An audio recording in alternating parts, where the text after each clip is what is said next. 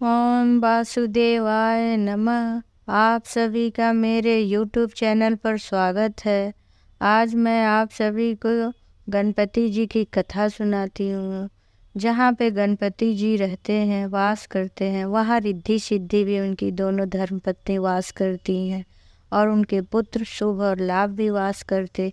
इसीलिए गणपति जी जिस घर में वास करते हैं या उनकी पूजा होती है, वहाँ श्री रिद्धि सिद्धि और शुभ लाभ भी अवश्य विराजमान रहते हैं। इसीलिए हम सभी को गणपति बप्पा की पूजा करनी चाहिए। खास करके बुधवार के दिन, गणेश चतुर्थी के दिन, संकष्टी के दिन, ऐसे तो हर दिन हमें गणपति भगवान की पूजा करनी चाहिए। और ऐसे भी हमारे यहाँ कोई भी मांगलिक कार्य होता है तो उसमें गणपति जी की पूजा हम लोग सबसे पहले करते हैं, क्योंकि गणपति जी हैं वो विघ्नहर्ता है।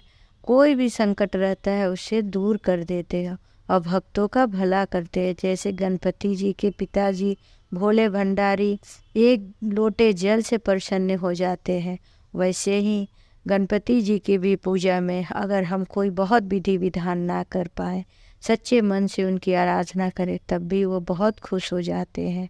इस प्रकार हमें गणपति जी की पूजा पाठ बहुत ही मन से करनी चाहिए। अब मैं आप लोगों को कहानी एक सुनाती हूँ। बहुत पुराने समय की बात है कि एक गांव में एक बूढ़ी माँ रहती थी जो अंधी थी, लेकिन वह गणपति जी की परम भक्त थी। वह नित्य ही गणपति जी की पूजा पाठ करती थी और हमेशा गणपति जी के ही भजन कीर्तन में लीन रहती थी। उनका एक पुत्र था और बहू भी थी। वो भी बड़े ही अच्छे थे वो दोनों, लेकिन उनके घर में गरीबी थी। लेकिन बूढ़ी माँ कभी भी कुछ भी गणपति जी से नहीं मांगती थी, पूजा पाठ भजन कीर्तन में लगी रहती थी। गणपति जी की उनकी भक्ति भाव को देख के पूजा पाठ को गणपति जी उनके सामने प्रकट हुए और बोले, माँ मैं गणपति जी हूँ, आप क्या चाहती है? मैं आपको कुछ देना चाहता हूँ। तब बूढ़ी माँ बोली, नहीं नहीं, मुझे कुछ नहीं चाहिए, मुझे तो कुछ मांगना आता ही नहीं। मैं तो ऐसे ही आपके भक्ति भाव में लीन रहती हूँ, आपकी सेवा करती हूँ, मुझे क्या चाहिए? फिर भी गणपति जी जिद किए, बोले नहीं नहीं, कुछ तो लेना ही पड़ेगा, मैं आपको वर देने के लिए आया हूँ। अब बूढ़ी माँ सोचने लगी, मैं क्या मांगूँ, क्योंकि वो तो अंधी थी, उनको तो कुछ पता ही नहीं था कि दुनिया में क्या लेना है नहीं लेना है। और वो संसारिक किसी भी कार्य से दूर रहती थी, बस वो पूजे पाठ में ही मगन रहती थी।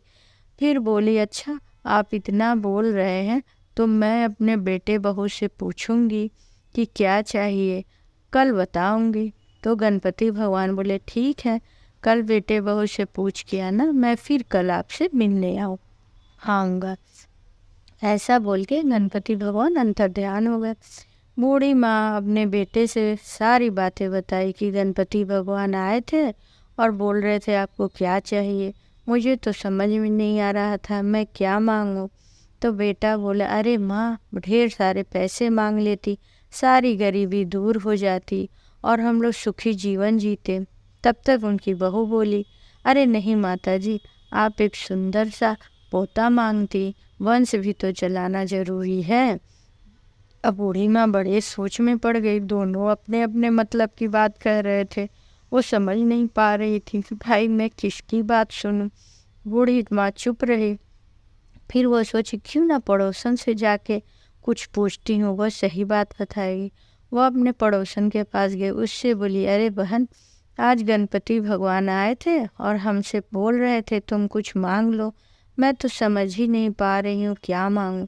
बेटा कह रहा है धन मांगो, बहू कह रही है पोता मांगो, मैं क्या मांगूं समझ नहीं पा रही हूँ। और एक ही वरदान हमको भगवान देंगे। तब वो पड़ोसन बड़े नेक दिल थी, वो बोली, देखो अगर धन मांगोगी तो बेटे के काम आएगा और पोता मांगोगी बहू के काम आएगा। पूरे जीवन तो तुम्हारे कष्ट में निकल गए, तुम कुछ ना देख सकी ना कुछ कर सकी, कम से कम अंत समय में तो सुख भोग के जाओ। तुम अपने लिए आंखें मांग लो, आँख से कम सब देख सुन सकोगी। मैं तो यही कहूँगी, तुम अपने लिए आंखें मांगो। बूढ़ी कुछ ना बोली, वो अपने घर आके चुपचाप सोचने लगी।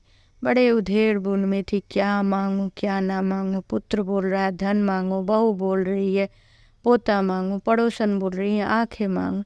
वो बड़े ही विचलित हो गई, सोचने लगी। पूरी रात इसी उधेड़-बुन में रही, क्या करूं क्या करूं। फिर उसके दिमाग में एक योजना आई। वह कुछ न बोली। कल प्रातः काल उठ के वो स्नान ध्यान करके जैसे नित्य भगवान का पूजा करती थी वैसे पूजा करने लगी। पूजा समाप्त होते ही वो बैठी भजन कर रही थी। तब तक गणपति भगवान फिर आए। बोले, अरे ओ मैया, क्या चाहिए तुमको? कुछ तुमने सोचा कि आखिर क्या मुझसे वरदान लोगी? तब वो बोली कि भगवान, मैं तो कुछ नहीं चाह रही थी, लेकिन आपने कहा तो फिर मैंने सबसे राय लिया। तो मैं यही सोच रही हूँ भगवान, मैं अपने पोते को सोने के गिलास में दूध पीता हुआ देखना चाहती हूँ। ये बात जब बूढ़ी बोली तब तो गणपति भगवान ठहाके लगा के हंसने लगे। बोले, अरे वाह बूढ़ी माँ, आपने तो मुझे ठग ही लिया। आप एक ही वरदान में तीनों की मनोकामना पूर्ण कर ली। आप अगर जिएंगी तभी तो पोते का मुंह देखेंगी, और पोते को देखने के लिए आपको आंखें चाहिए, लंबी उम्र चाहिए। आपने अपने लिए मांग लिया और पोता अपनी बहू के लिए मांग लिया। और सोने के गिलास में तो तभी पिएगा जब आपके यहाँ धन धन भंडार रहेगा। तो आपने पुत्र के लिए भी मांग लिया। अरे वाह, आपने तो बड़ी अच्छी चीज़ मांग ली। और वो बोले कि मैं तो वचन दिया हूँ, इसलिए आपको ये चीज़ दूंगा ही। तथास्तु बोल के गणपति जी अंतर ध्यान हो गए। कुछ समय बाद वो बुढ़िया की जो बहू थी वो गर्भवती हुई और उसके घर पोते का जन्म हुआ। पोते का जब जन्म हुआ तो बूढ़ी के आँख की रोशनी भी आ गई। उसने अपने पोते को भी देखा और धीरे धीरे उसके पुत्र के व्यापार में भी बढ़ोतरी होने लगी। उसके घर धन्य धान्य भर गया और वो उसके बेटा जो था वो सोने के गिलास में दूध पीने लगा। जिस प्रकार गणपति जी ने एक अंधी बुढ़िया की मनोकामना पूर्ण की, उसी प्रकार कथा सुनने वाले की भी गणपति जी मनोकामना पूर्ण करे। ओम गं गणपतये नमः। ओम वासुदेवाय नमः।